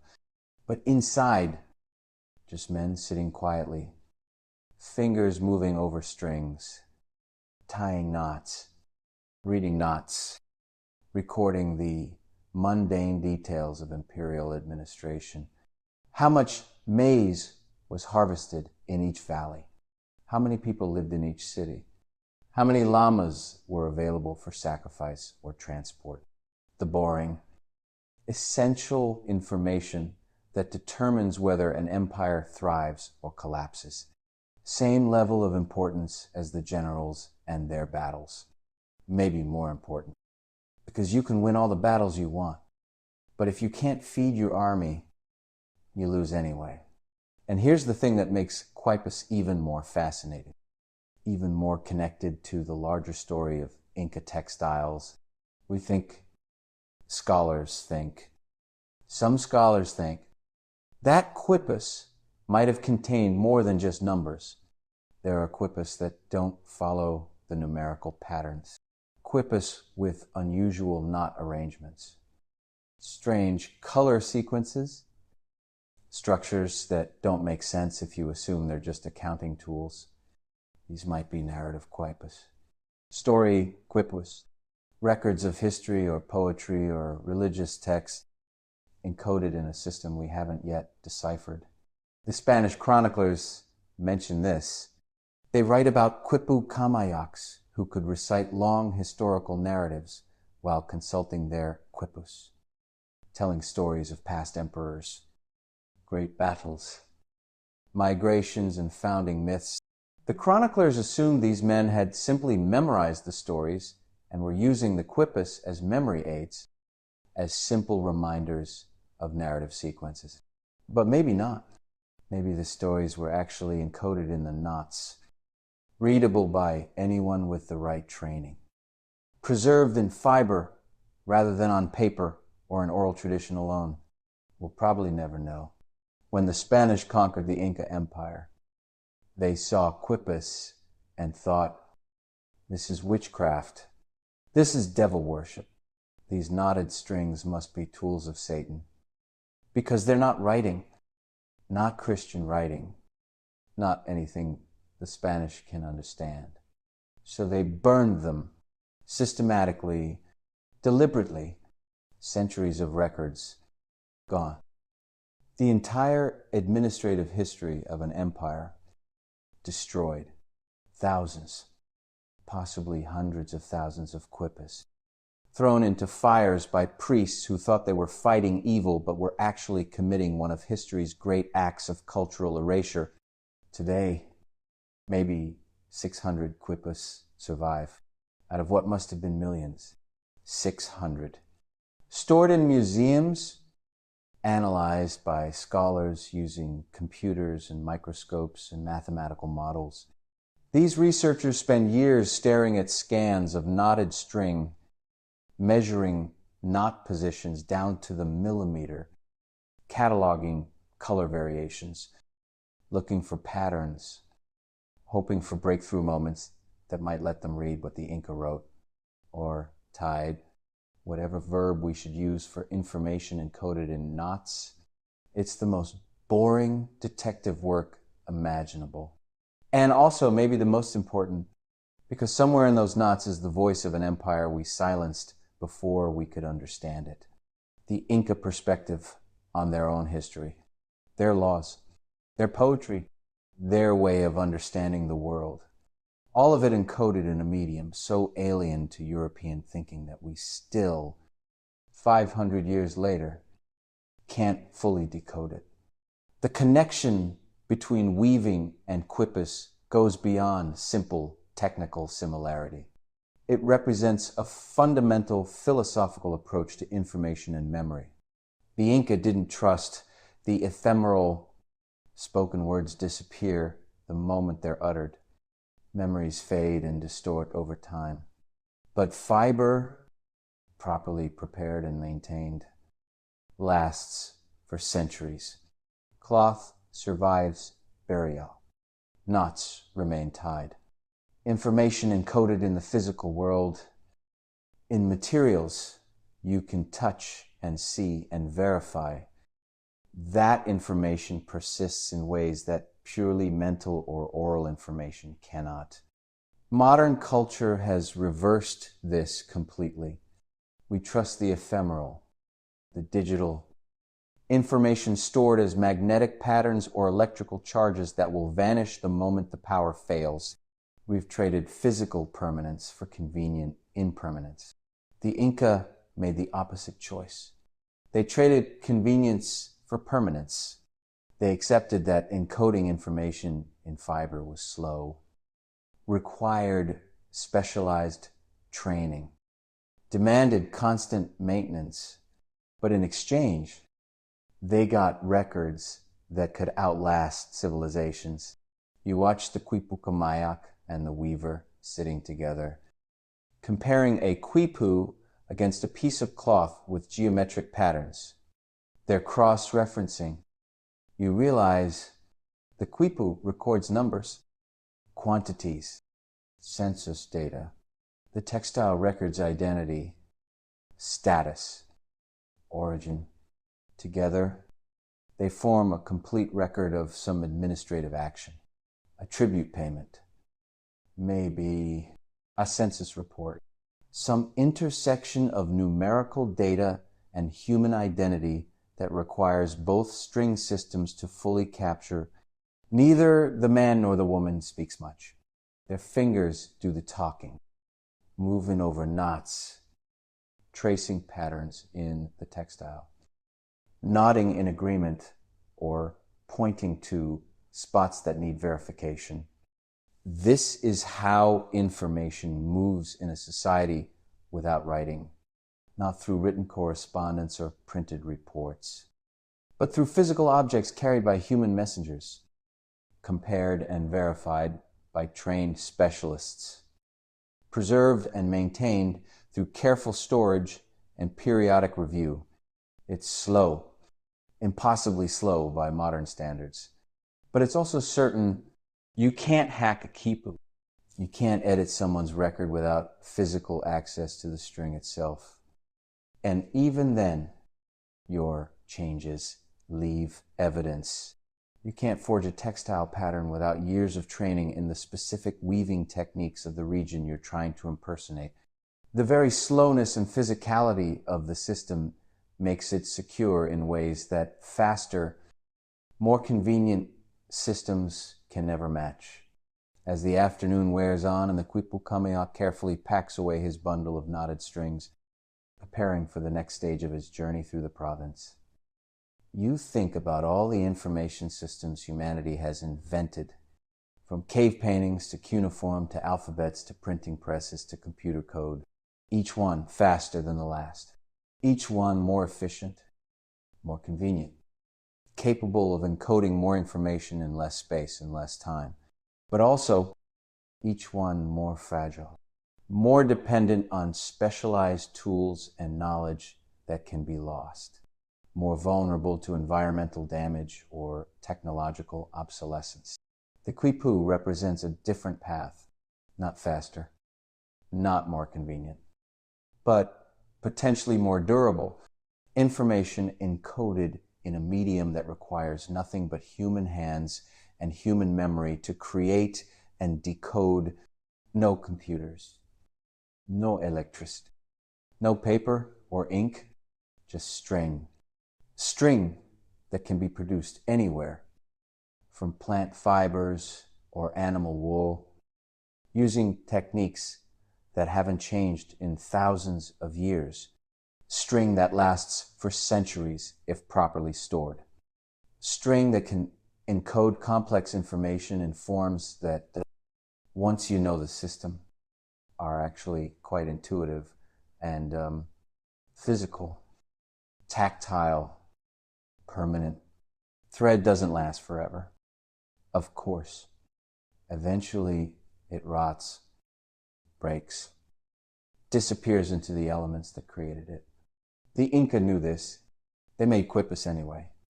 They wove textiles anyway, because the point wasn't permanent individual objects.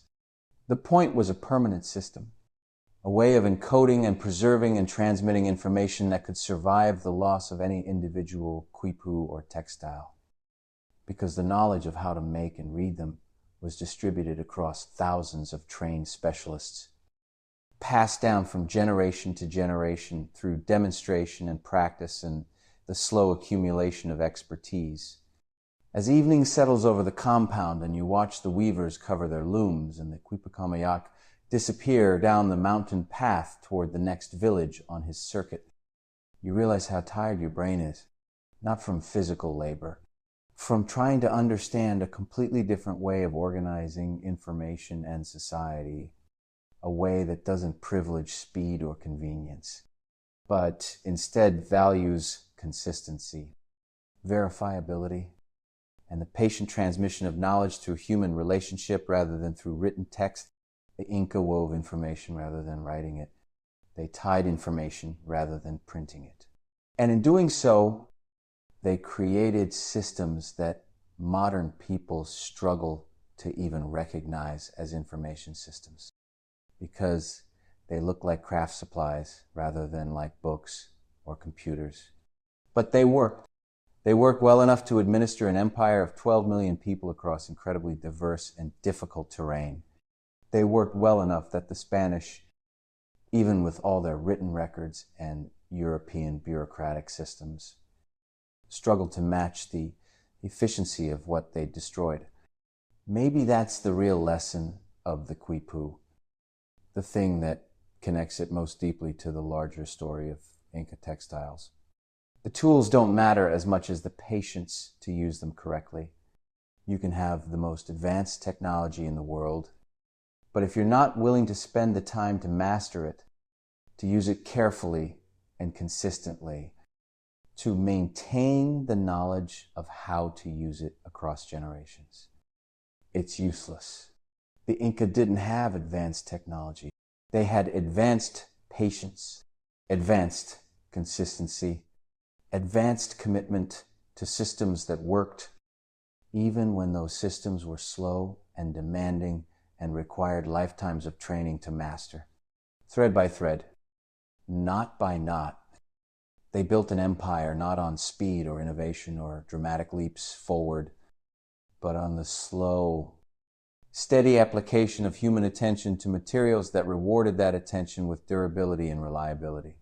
In a world that values fast above all else, the Inca chose slow, chose careful, chose permanent. And for centuries, it worked until it met a culture that valued speed so much it destroyed what it couldn't understand quickly. But that's a story for tomorrow. For now, as sleep approaches and your mind finally releases its grip on these complex questions of information and memory and the relationship between time and value, you let yourself drift into the rhythm that has defined this entire journey. Thread over, thread under, beat, not tied, not read, meaning preserved, slowly, patiently, forever. The morning arrives with an unfamiliar sound, distant, metallic, wrong. You've grown accustomed to the sounds of the Andes over these weeks or months or however long you've been here. Time having lost its usual meaning in a place where days are measured in threads rather than hours. You know, the morning calls of birds, the bleating of llamas, the soft rhythmic beat of weavers at their looms. But this sound is different, sharper, more urgent. The sound of metal on metal, the sound of horses, animals that shouldn't be here, have never been here before. The sound of men shouting in a language that doesn't belong to these mountains. We're moving forward one last time to 1,532 after thousands of years of slow, methodical evolution, from finger weaving to backstrap looms to vertical looms to sacred textiles that could take years to complete. The Inca textile tradition is about to encounter something it has never faced before and is fundamentally unprepared to handle. Speed. European speed. Spanish speed. The speed of conquest, of disease, of forced conversion and cultural destruction. The speed that doesn't care about thread count. The Spanish arrived in Peru with horses, steel weapons, guns, and perhaps most devastatingly, diseases that the Inca had never encountered and had no immunity against. Within a few years, smallpox alone would kill perhaps half the population of the empire. But before the diseases did their worst work, before the full horror of conquest became clear, there was a moment, a brief window, where two completely different civilizations looked at each other and tried to make sense of what they were seeing. The Spanish saw wealth, gold, silver, emeralds. They saw an empire rich beyond imagination, and they wanted it. They noticed the gold on temple walls, the silver ornaments nobles wore, the precious stones embedded in ceremonial objects. What they didn't initially understand was that to the Inca, these things weren't the real wealth. The real wealth was cloth. The finest textiles were worth more than gold. A perfectly woven tunic could be more valuable than a room full of silver. But the Spanish couldn't see this. To them, cloth was cloth, functional, yes, but not valuable, not worth conquering an empire for. So they demanded gold. The famous ransom room, where the Inca filled a room with gold and twice over with silver, trying to ransom their captured emperor. The Spanish took it all, melted it down, destroyed objects of incredible artistry and cultural significance, turned them into bullion bars to ship back to Spain. And the Inca, watching this destruction, must have thought these invaders were insane. They're destroying objects that took master craftsmen months to create, objects that represent incredible skill and time and artistic vision. and they're turning them into generic metal, it would be like watching someone burn books to weigh the ashes.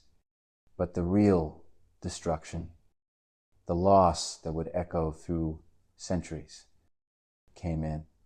What happened to the textiles? The Spanish didn't want them. They had European wool, European looms, European tailoring traditions. These strange Andean textiles with their unfamiliar patterns and native styles held no interest, but worse. They represented paganism. They represented a pre-Christian culture that the Spanish church was determined to erase completely. Sacred textiles, the ones that had taken years to weave, that had been created by the Asiela, the chosen women, specifically as offerings to Inca gods. These were systematically collected and burned, not because they were worthless, but because they were too valuable, because they held religious significance that competed with Christianity, because allowing them to exist would be allowing Inca religion to persist.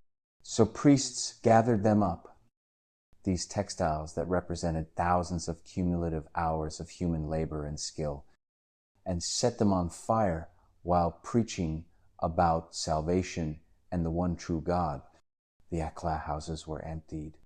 These compounds, where girls had spent their entire lives weaving perfection, where they'd created textiles so fine that they seemed impossible, were shut down. The women were dispersed. Some went to convents, traded one form of cloistered life for another. Some were taken as wives or servants by Spanish conquistadors.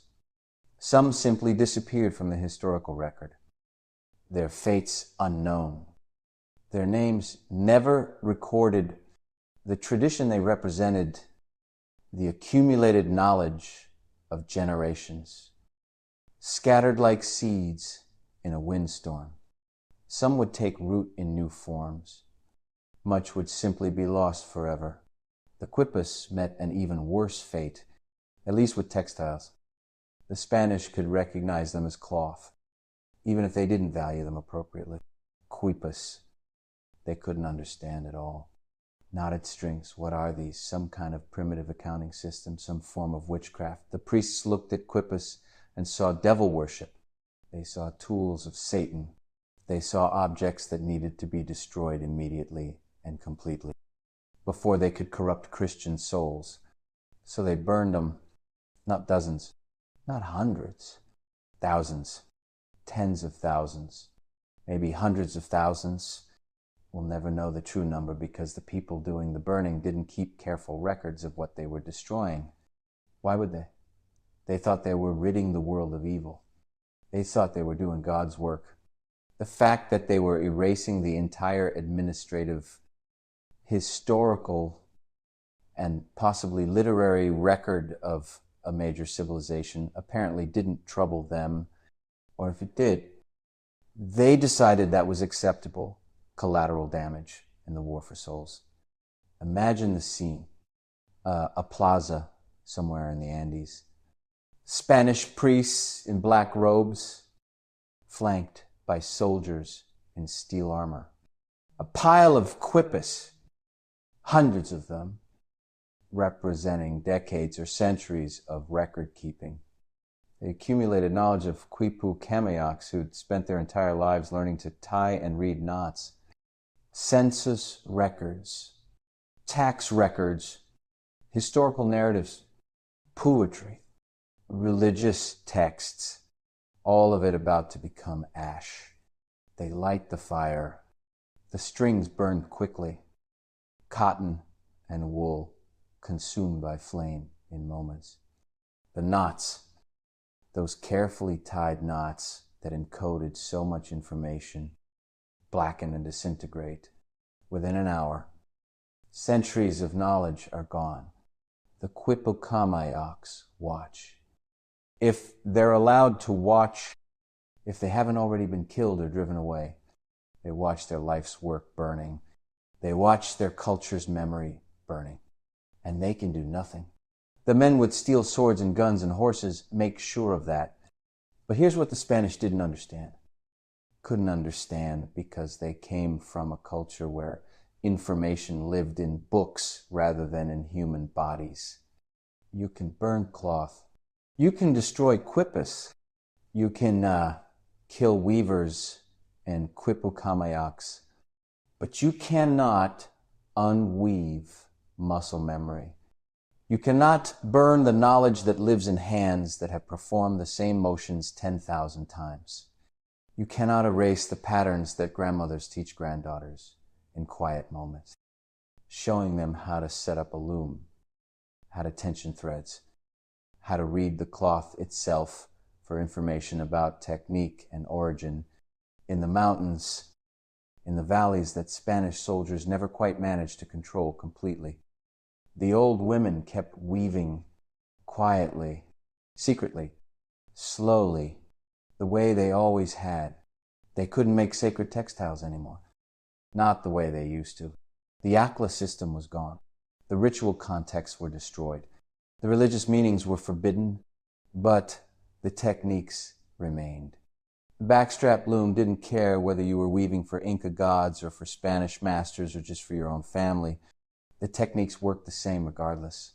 So they wove, and they taught their daughters to weave, and their daughters taught their daughters. Thread over, thread under, beat. Thread over, thread under, beat.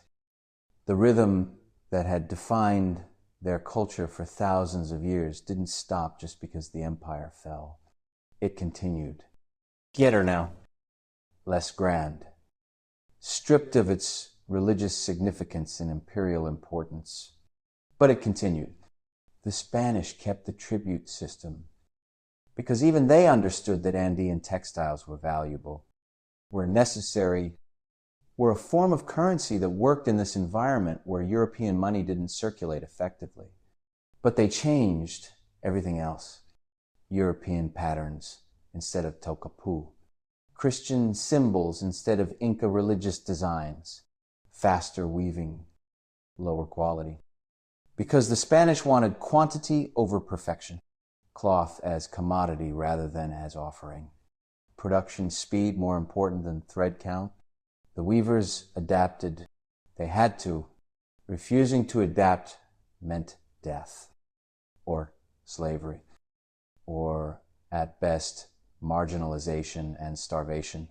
So they learned to weave what the Spanish wanted, but they also learned to hide, to embed secret symbols in Spanish-approved textiles. A condor disguised in a floral pattern, so subtle that Spanish overseers didn't notice it, but Andean eyes could recognize immediately. An Inca cross hidden in Christian iconography.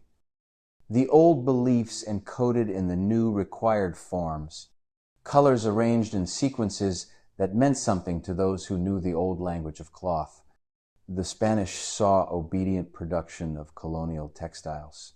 The weavers saw resistance, thread by thread, pattern by hidden pattern. They preserved what they could of the old ways while appearing to comply with the new order. It wasn't open rebellion. It wasn't dramatic resistance. It was slow, patient subversion through the same medium that had always been their strength. Cloth, thread, the patient accumulation of small acts of cultural preservation that, over centuries, would keep alive traditions the Spanish thought they'd destroyed. Over the generations that followed, something interesting happened. Spanish and Inca traditions merged, creating something new that was neither purely European nor purely Andean. European looms, the kind that stood on frames and allowed weavers to sit while they worked. These appeared in the Andes, but they were used with Andean techniques. Andean attention to thread quality and tension. Christian themes were woven in Inca styles. The patience and perfection that had characterized sacred Inca textiles now applied to representations of saints and biblical scenes. New fibers arrive with the Spanish sheep, which the Andes had never had before. Sheep wool is different from alpaca or llama wool. Coarser, but also more readily available. Easier to process in large quantities. Andean weavers learned to work with sheep wool, applying their traditional dyeing techniques, their traditional weaving methods to this new material. The result was textiles that were neither Spanish nor Inca, but something hybrid, something that carried both traditions in its threads. This is what survival looks like when survival means cultural adaptation rather than cultural purity. It's messy. It's complicated. It involves compromise and loss and the painful necessity of choosing what to preserve and what to let go. The weavers couldn't save everything. They couldn't maintain the eclat system. They couldn't weave sacred cloth for gods they were no longer allowed to worship publicly. They couldn't use the same patterns that had identified their clans and families under the Inca system.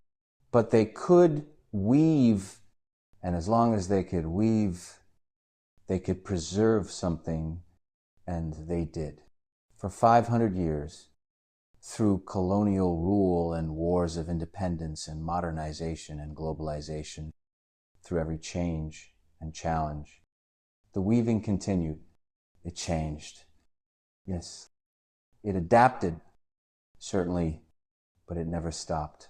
In some highland communities, women still use backstrapped looms, the same basic technology that was revolutionary 4,000 years ago. 2 sticks, thread stretched between them, the weaver's body providing tension. It works exactly the same way it always has. These women aren't using backstrap looms because they can't afford modern equipment, though many cannot. They use them because backstrap looms make different cloth with different tension, different hand, different connection between the body of the weaver and the threads she's working with. You cannot replicate this with a machine. You cannot buy it in factories. You can only make it the way it's always been made. Slowly, carefully, with your own body as part of the loom. The tourist markets of modern Peru are full of textiles, colorful, decorative, marketed as authentic Inca weaving. Most of them are made in factories in China, printed with vaguely Andean patterns, mass-produced and shipped in containers to be sold to tourists who don't know the difference. Some are made locally, but quickly, machine-woven or rapidly produced on modern looms. Approximations of traditional designs created in hours rather than months. And then there are the real ones. The textiles that actual weavers in actual highland villages make using actual traditional techniques. These take months. They're woven on backstrapped looms or small traditional vertical looms. They use natural dyes from plants and insects and minerals. They incorporate patterns that have meaning, that connect to specific communities and families and traditions. They're expensive, not because the weavers are greedy, but because $500 for 200 hours of work is $2.50 per hour, less than any minimum wage anywhere. But tourists often don't want to pay that much. They don't understand why a textile should cost more than the factory-made approximation that looks similar to untrained eyes. This is the problem of modernity meeting tradition, speed meeting slowness, the market economy meeting craft that never commodified itself, that always understood itself as something beyond mere production. The weavers face an impossible choice. Maintain traditional techniques and quality and price yourself out of the market, unable to earn enough to survive, or speed up production, lower quality.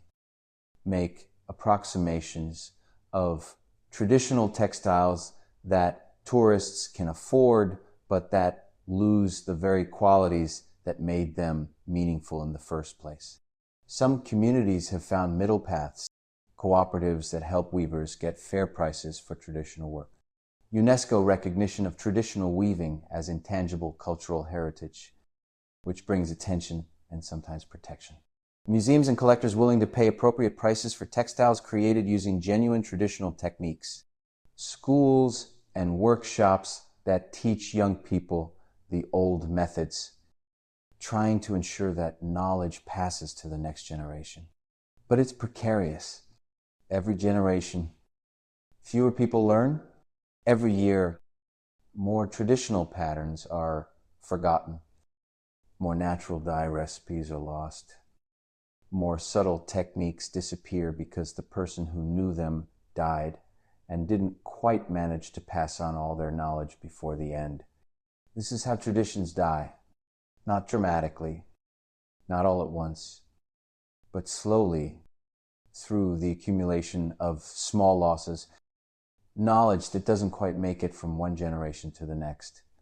In some villages, grandmothers still teach granddaughters the old ways, not from books, because most of this knowledge has never been written down, not from videos or online tutorials, hand to hand, thread by thread.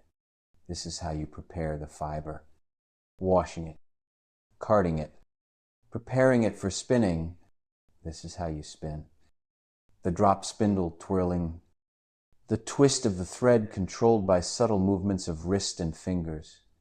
This is how you set up a backstrap loom, tying the sticks with just the right tension. This is how you weave, reading the pattern as you work, keeping the tension consistent, beating each row just tight enough but not too tight. This is how you honor what we were. The methods haven't changed in 3,000 years. The reasons they no longer weave to clothe an empire. They no longer weave to create offerings for gods. They no longer weave because the empire demands tribute or because their identity as women requires it.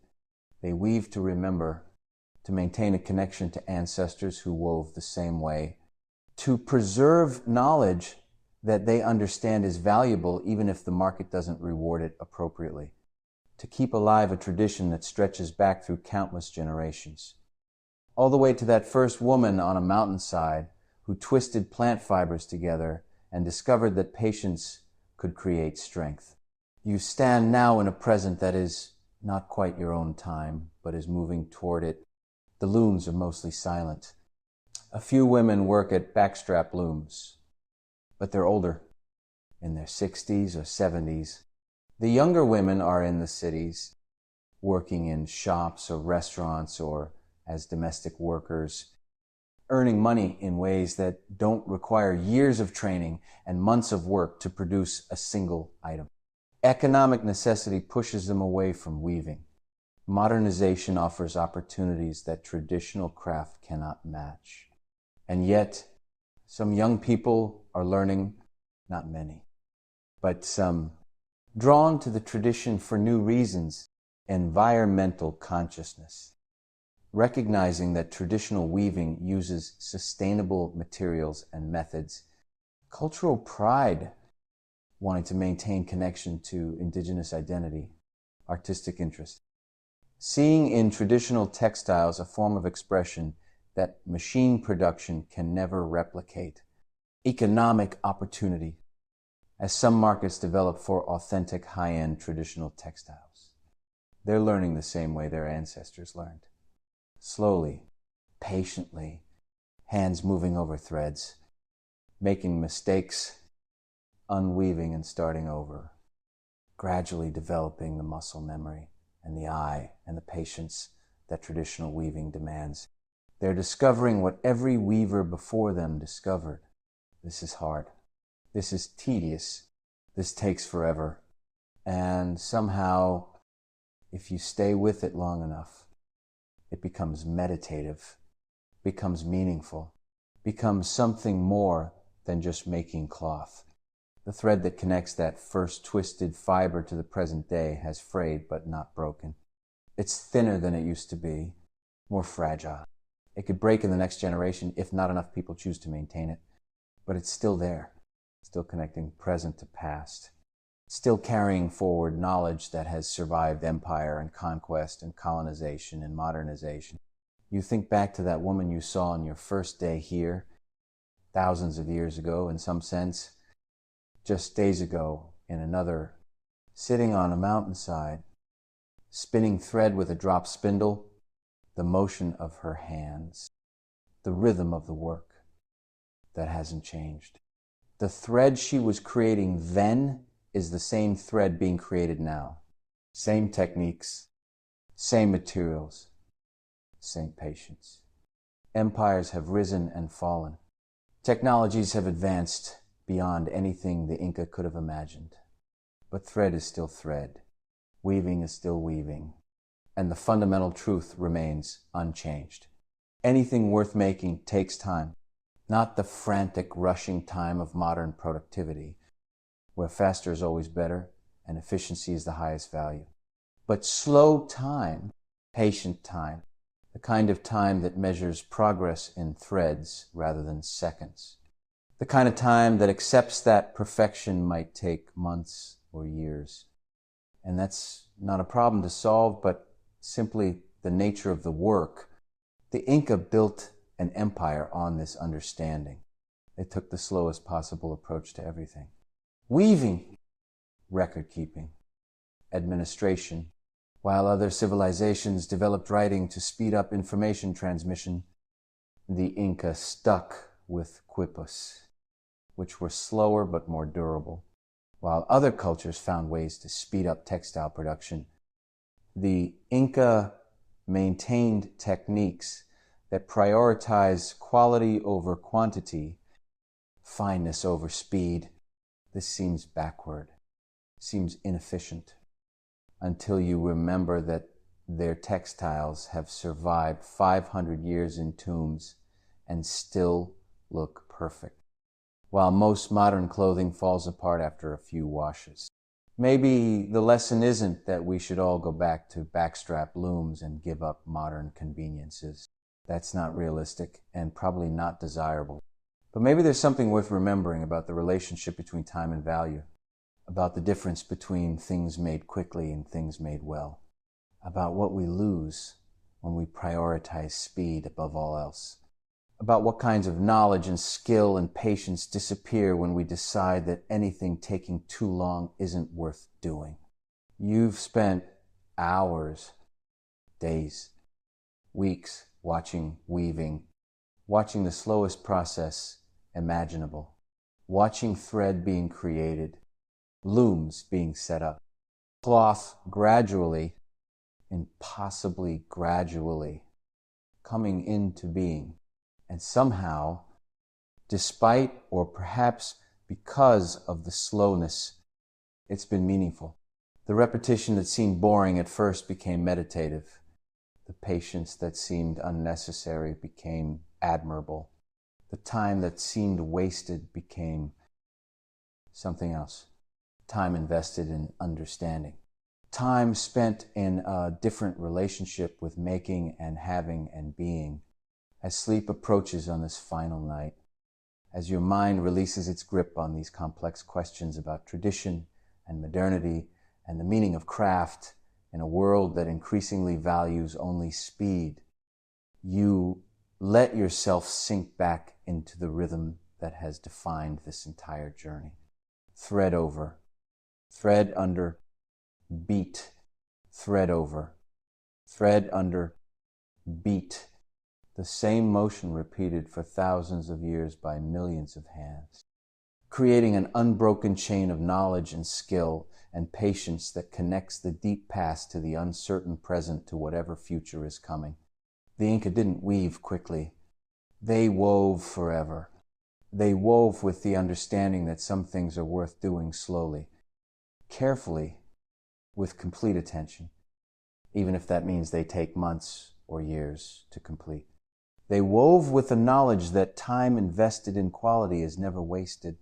They wove with the patience to maintain standards across generations, to pass down knowledge hand to hand, to preserve techniques, not because they were efficient, but because they produced something remarkable.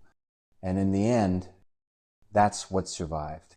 Not the empire, not the gold, not the military conquests or the imperial administration or the names of emperors. What survived was thread, was weaving, was the knowledge carried in hands that learned from other hands, passed down through generations, maintained through conquest and colonization and modernization. The techniques that seemed most vulnerable, most outdated, most likely to disappear. Those are what endured, because you cannot unweave muscle memory. You cannot burn the knowledge that lives in hands. You cannot destroy the patterns that grandmothers teach granddaughters in quiet moments. When the looms are set up and the threads are ready and there's nothing to do but begin. Thread over, thread under, beat again and again and again until the work is done, until perfection is achieved, until the patience of thousands of years, compressed into these simple motions, produces something that will outlast us all. Thread by thread, day by day, generation by generation, the weaving continues. Slower now, get there, less certain of its future, but continuing nonetheless, because some knowledge is too valuable to let die, even when the market doesn't reward it, even when modernity has passed it by, even when it seems impractical and outdated and hopelessly slow. The last sound you hear before sleep finally claims you as the soft beat of a weaver at her loom. Somewhere nearby, someone is working late, finishing a piece, or unable to sleep, or simply maintaining the rhythm that has defined her life and her mother's life and her grandmother's life before that. Beat, beat, beat. The sound of patience, the sound of tradition, the sound of time moving at the speed of thread, the sound of an empire that fell 500 years ago, but somehow, impossibly, is still here, still present, still weaving itself into existence one thread at a time, slowly, patiently, forever.